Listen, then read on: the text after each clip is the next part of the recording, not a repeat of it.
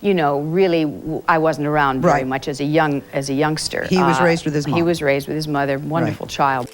In 1970, millions of Americans knew Shirley Jones as TV's perfect mom on the Partridge Family. But behind the scenes, she was living a double life that would have destroyed her career if revealed. From wild parties with her first husband to turning down iconic roles that made other actresses famous, Shirley's real story was anything but family-friendly. Now, at 90, she's finally ready to tell all. Shirley Jones was born on March 31, 1934, in a small town called Charleroi, Pennsylvania. It was the middle of the Great Depression, and times were tough for most families. Shirley grew up in a modest two-story house with her parents, Paul and Marjorie, who worked hard to make sure their daughter had everything she needed. Her parents named her after Shirley Temple, the famous child star who was adored by audiences at the time. It turned out to be a fitting name because Shirley quickly showed she had a gift for performing too. At just 6 years old, she sang in church for the first time. Her voice was so clear and beautiful that it left everyone amazed. Soon, Shirley became the go-to singer for weddings, church events, and local gatherings. By the time she was 8, she was singing popular songs at town fairs and winning over audiences with her charm and talent. Shirley's parents recognized her special gift and decided to help her grow as a singer. Twice a week, they drove her to Pittsburgh for voice lessons with a well-known teacher, Ralph Lewando. He was strict and made Shirley practice for hours, but he also helped her develop her incredible voice. She learned how to control her breathing, hit high notes with ease, and sing challenging classical pieces. It wasn't easy, but Shirley loved singing and worked hard to get better. By the time she was 14, her voice was so polished that people couldn't believe she was still a teenager. When Shirley Jones turned 20 on March 31, 1954, she made a decision that changed her life forever. She left her small town of Charleroi, Pennsylvania, with just $160 in her pocket and took a Greyhound bus to New York City. She had no idea what the future held, but she was determined to chase her dream of becoming a singer. Shirley moved into a tiny room at the rehearsal club, a cheap boarding house for young actresses. The rent was just $18 a week, but even that felt like a stretch. Shirley spent her first week in the city auditioning for shows, but no one seemed interested in her.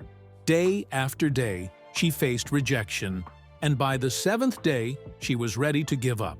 She decided to try one last audition before heading home. That audition changed everything. Shirley walked into a room where John Fernley, a casting director, was holding auditions for Rogers and Hammerstein Productions. She didn't even know who they were at the time. She sang 2 songs, "The Best Things in Life Are Free and Embraceable You." John Fernley was stunned by her voice and called Richard Rogers immediately. Rogers came over from a rehearsal and was so impressed that he called Oscar Hammerstein II to hear her too. Within hours, Shirley was singing for both of them, accompanied by a full orchestra. This one audition turned her life around. Just a week later, on April 7, 1954, Shirley signed a personal contract with Rogers and Hammerstein. They had never done this for anyone before and would never do it again. This 5-year contract guaranteed Shirley $250 a week, a huge amount for someone with no experience. Rogers and Hammerstein believed in her raw talent and wanted to help her become a star. They arranged for her to take acting, dancing, and singing lessons, guiding her every step of the way. They even had rules about her personal life, like asking for their approval before she made changes to her appearance. 2 weeks after signing the contract, Shirley made her Broadway debut in South Pacific as a chorus girl and understudy for the lead role. On opening night, she was so nervous that she accidentally stepped on the lead actress's dress during the curtain call. But despite the embarrassing moment, everyone loved her.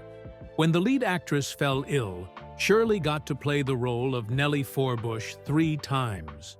Her performances won rave reviews, and she quickly gained attention for her lovely voice and natural charm. Then came Oklahoma, a role that would change everything.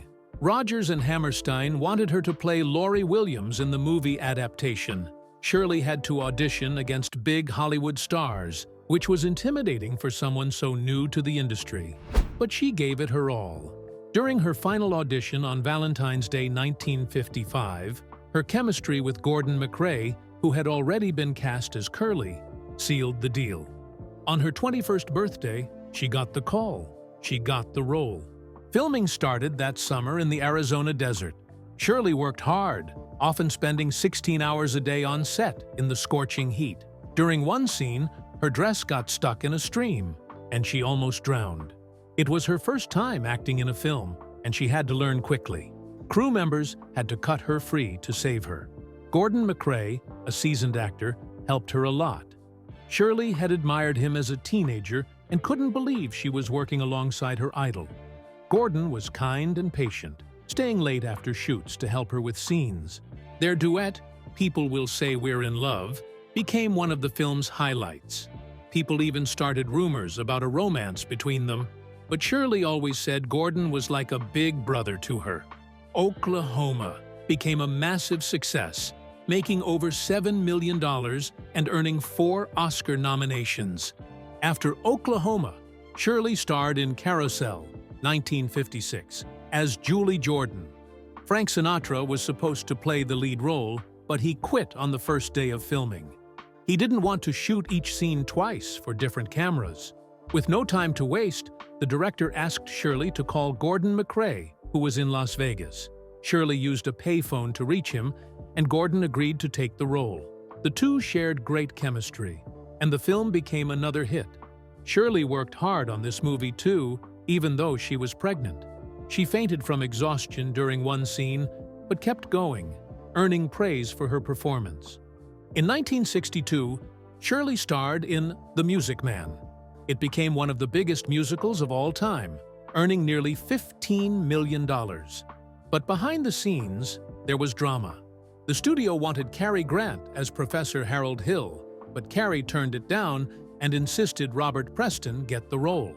Shirley also faced doubts about playing Marion Peru because some thought she looked too young. The makeup team used special techniques to make her appear older. Shirley gave it her all, even when the director made her shoot one scene over 100 times. She later admitted she fainted during filming, but the final cut was perfect. Shirley shocked everyone in 1960 when she played Lulu Baines in Elmer Gantry. The role was a huge change from her usual wholesome image. She played a vengeful prostitute, and even the director doubted she could pull it off. But after her first scene, he told her she would win an Oscar, and she did. At 26, Shirley won Best Supporting Actress, becoming the youngest winner in that category at the time. Her part in the movie was small, with less than 15 minutes of screen time, but it left a big impact. In one intense scene, Burt Lancaster accidentally hit her, leaving a bruise, but Shirley used the pain to fuel her performance. As her career went on, Shirley wanted to break free from her good girl image. She starred in The Partridge Family in 1970, showing a more modern and relatable side of herself. Then, in her 2013 autobiography, Shirley revealed details about her personal life that surprised many fans. She talked about her open marriage to Jack Cassidy, her struggles with depression and alcohol, and even experimenting with threesomes. She also shared career choices she had made, like turning down the role of Carol Brady in The Brady Bunch because it felt too similar to her past work. Even more surprising, she revealed she had been offered the role of Mary Poppins, but turned it down because she was pregnant. That role went to Julie Andrews and became legendary. Shirley Jones became a TV legend playing Shirley Partridge on The Partridge Family from 1970 to 1974. She was the first working mom ever shown on American TV, and she made the character real and relatable. But this almost didn't happen. A year earlier, she was offered the role of Carol Brady on The Brady Bunch. She turned it down because she thought the character was boring. "I didn't want to just take roasts out of the oven," she said later. When The Partridge Family came along, Shirley hesitated. Her team warned her that TV could ruin her film career, and they weren't wrong. It did typecast her. But Shirley loved the idea of playing Shirley Partridge and decided to take the risk. It turned out to be the right choice. The show was a huge hit, and Shirley became one of America's favorite TV moms. Playing this role let her stay close to home and spend time with her kids, which made her performance even more heartfelt. Viewers loved seeing her as a widowed mom who led her family's pop band, and the character became a symbol of strength and fun for families everywhere. One of the surprises on set was Shirley working with her real-life stepson, David Cassidy, who played her on-screen son, Keith. When David auditioned, no one realized he was Shirley's stepson, not even Shirley. They both laughed when they bumped into each other at auditions and realized what was happening. Their on-screen relationship felt so natural because they were already close in real life. David often said Shirley wasn't just his stepmother but also his mentor. She showed him how to be professional on set, and he admired how everyone respected her. However, things weren't always easy. David became a global heartthrob, and Shirley had to listen to him talk about his love life, which made her feel awkward as both a stepmom and co-star. The show wasn't just a TV hit, it became a music sensation too. The family's first single, I Think I Love You, came out before the show even aired. At first, no one noticed the song, but then a small radio station in Iowa started playing it, and it took off. By November 1970, it was the #1 song in America, beating out even the Beatles' Let It Be. The Partridge Family went on to release several albums, and at one point, they had 4 albums in the top 100 at the same time. Although only Shirley and David sang on the recordings, the band became so popular, they were even nominated for a Grammy. The fame wasn't always fun, especially for David. By 1972, he was one of the most famous people on the planet. His face was everywhere, on posters, lunchboxes, and magazines. But he only earned $600 a week, with no share of merchandise sales. This unfair deal frustrated him, and decades later, he sued Sony for unpaid earnings. Shirley also became a pop culture icon, loved as a TV mom, while the show's colorful bus and quirky family home became unforgettable parts of TV history. Behind the scenes, things weren't as perfect as they seemed. Danny Bonaduce, who played Danny Partridge, was a handful on set. At just 11 years old, he caused chaos by throwing food and starting pillow fights. Once, the cast got so fed up they poured milk over his head to teach him a lesson.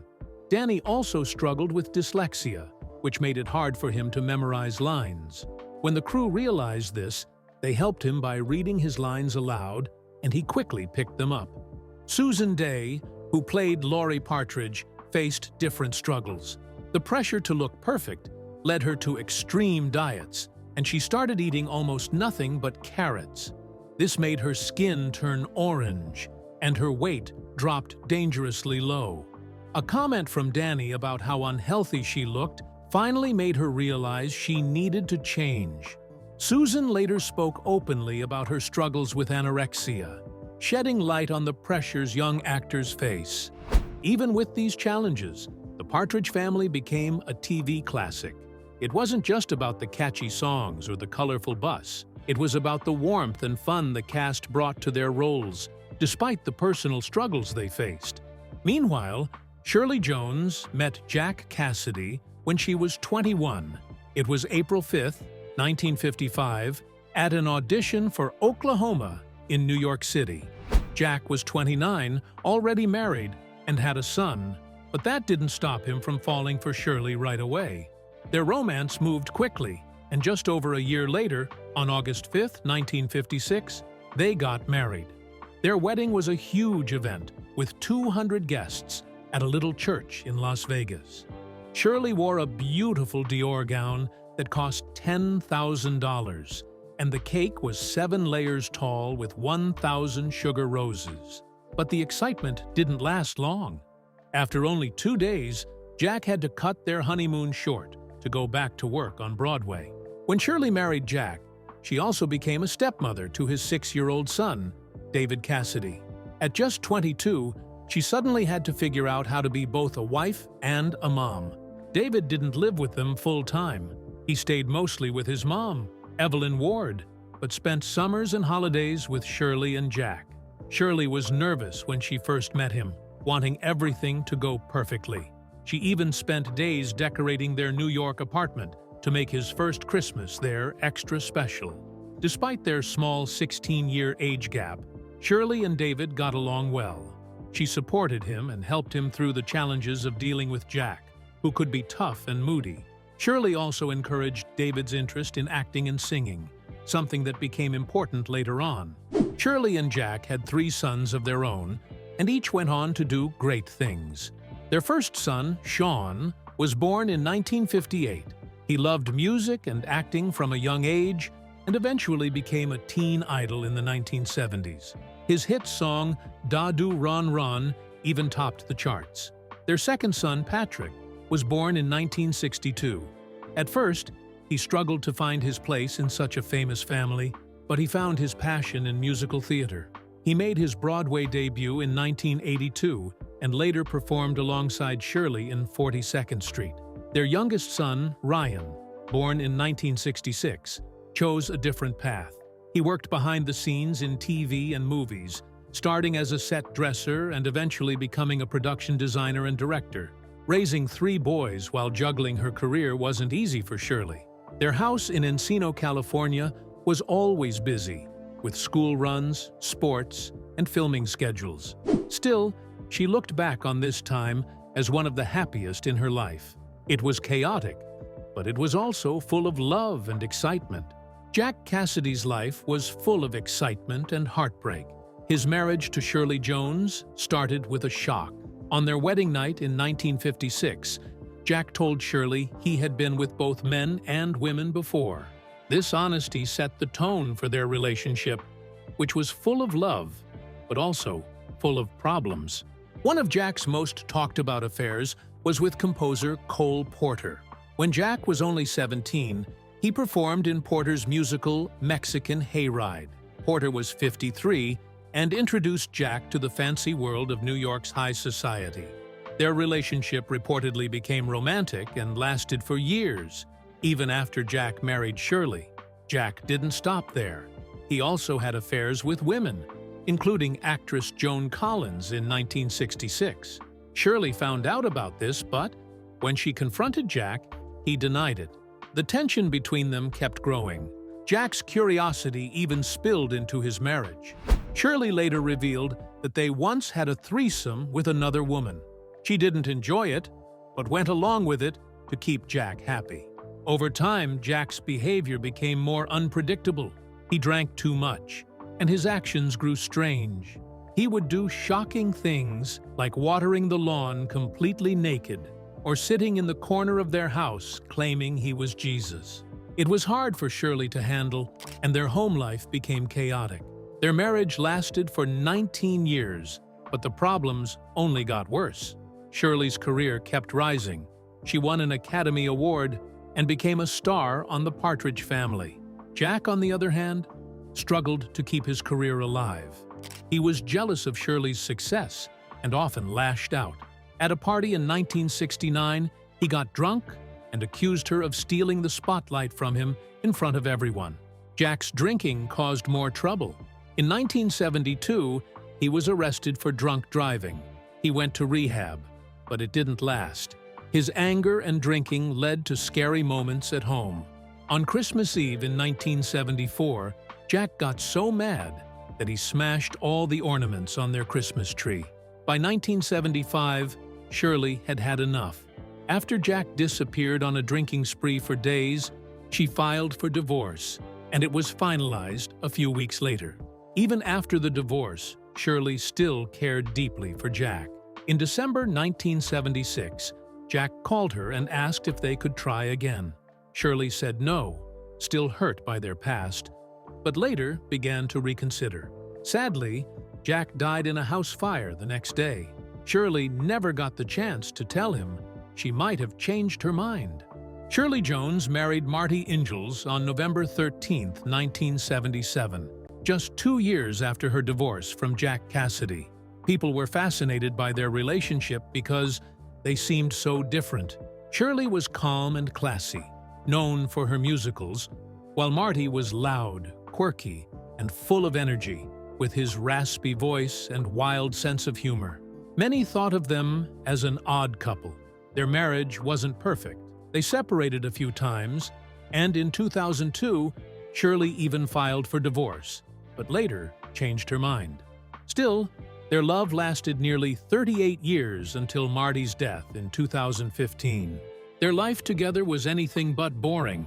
They wrote a book about their relationship called Shirley and Marty, an unlikely love story, sharing how their differences somehow worked. Marty loved big, flashy gestures. In 2006, he spent $150,000 on a wild campaign to help Shirley get an Emmy nomination. He sent flowers, candy, and balloons to journalists and called them non-stop to spread the word. When Shirley couldn't make it to the Emmy event, Marty stole the spotlight by showing up with a life-size cardboard cutout of her. Even though his antics sometimes annoyed Shirley, she loved him deeply. After he passed away from a stroke on October 21, 2015, Shirley said, "He often drove me crazy, but there's not a day I won't miss him and love him to my core." 2 years later, Shirley faced another devastating loss. Her stepson, David Cassidy, died on November 21, 2017, at age 67. David had been a teen idol, but behind the fame, he struggled with alcohol for many years. He was arrested several times for drunk driving and even went to rehab, but the addiction never really let go. In 2017, David said he had dementia, just like his mother and grandfather. But after his death, the truth came out in a documentary. David admitted that he didn't have dementia at all. He said, "It was complete alcohol poisoning. The fact is that I lied about my drinking. I did this to myself, to cover up the sadness and the emptiness." David's health got worse quickly in his final months. On November 18, 2017, he was rushed to a hospital in Florida. His liver had failed after years of drinking. 3 days later, he passed away with his family by his side, including his daughter Katie, his son Beau, and his brothers Sean and Patrick. David's death was heartbreaking for everyone who loved him. Shirley and her family were left with memories of his talent and the pain of his struggles. Shirley Jones has proven that age doesn't stop passion. Even in her 80s, she kept acting, taking on roles that surprised everyone. At 80, she starred in Waiting in the Wings, the musical, playing a Broadway diva alongside younger actors.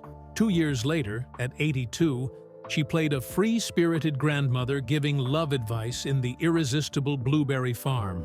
This role was daring, showing she wasn't afraid to challenge what older actors could do.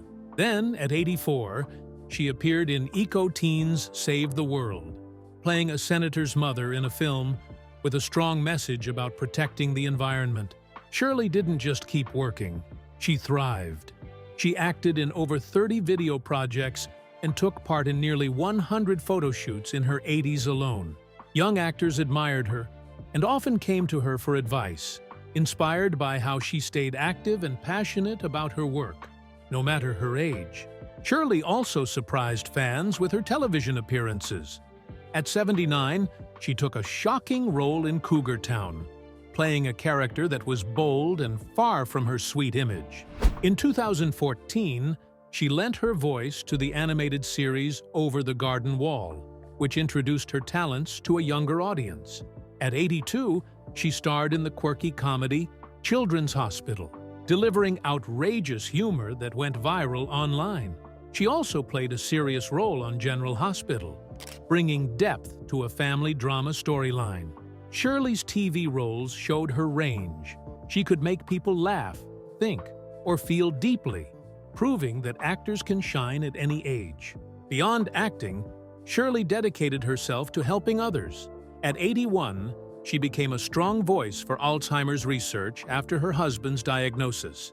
she shared her story during a live-streamed event, raising over $1 million for the cause. At 83, she joined an animal rescue operation, saving dogs from a collapsing building. This act of courage earned her the Humanitarian of the Year award. In 2019, Shirley started a foundation to help aspiring artists from poor backgrounds. Her foundation offered scholarships to over 100 students, including older people starting new careers. At 87, she went on a 50-city tour to raise money for music education in schools. She performed in every city, raising over $5 million, showing her dedication to helping others. Shirley Jones has had an incredible life, and her later years have only added to her legacy. In 2010, when she was 76, she surprised everyone by earning an Emmy nomination for her role in The Cleaner, a crime drama. It had been decades since her most famous roles, but this nomination proved that Shirley could still give amazing performances, even in her 70s. People started talking about how older actors deserve better roles in Hollywood. Shirley joined that conversation, speaking out for actors like herself, who often get overlooked because of their age. 4 years later, at 80, Shirley was honored with a big award, the Screen Actors Guild Life Achievement Award. The ceremony was unforgettable. Stars like Hugh Jackman and Anne Hathaway sang "If I Loved You" from Carousel to honor her. When Shirley gave her speech, she talked about what it's like to grow older in Hollywood. The audience loved it so much, they gave her a standing ovation, and clips from her speech went viral. In 2018, at 84, Shirley made history.